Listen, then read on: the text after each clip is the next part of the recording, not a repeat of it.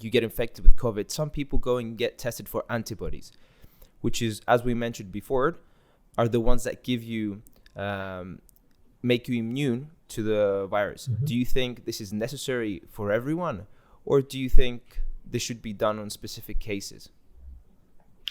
Right. I think this is an issue that interests me a lot. I feel that there should have been a serological survey just to monitor the effectiveness of immunization. Because had we known that, say, from 100 immunized people, 10 have not developed antibodies, or 3 have, but their levels are extremely low, then we can suggest to those people to have a third dose in an attempt to boost antibody levels or to induce an antibody response, or switch to a different vaccine so that we break this, what we so-called anergy. Okay? These studies have not been done. Instead, we assume that people produce antibodies. And there are tests around there. People go and get tested. And they say to me, I've got 600.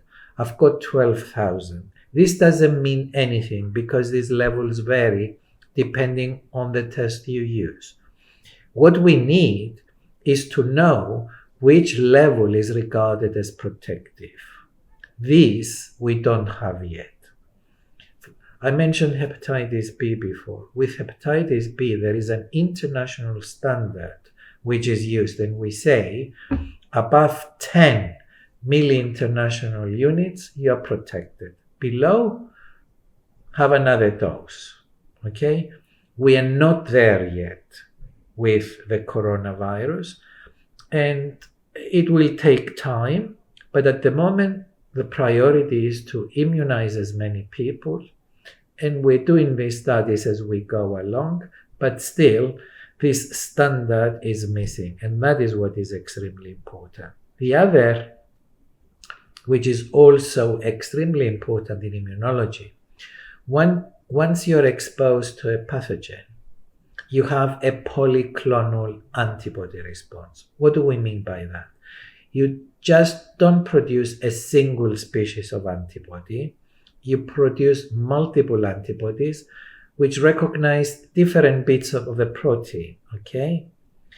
But the important antibodies are the ones which we call neutralizing antibodies.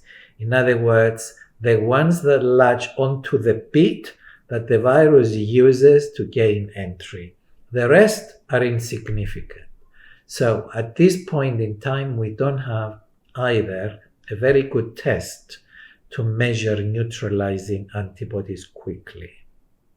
So when we measure them, we just measure all of the polyclonal antibodies? Total antibody response we measure, yes. Which is not reflective of the ones that are neutralizing.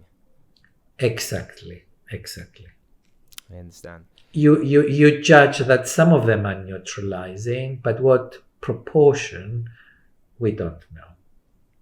So there's always room for a lot of research. And improvement and research and so on. If you enjoyed that, you can click the link in the description to watch the full podcast or listen to it on Spotify, Apple Podcasts, and our website. You can also ask questions in the comments below, which will be directed to healthcare professionals in our future weekly episodes. Thank you so much for watching.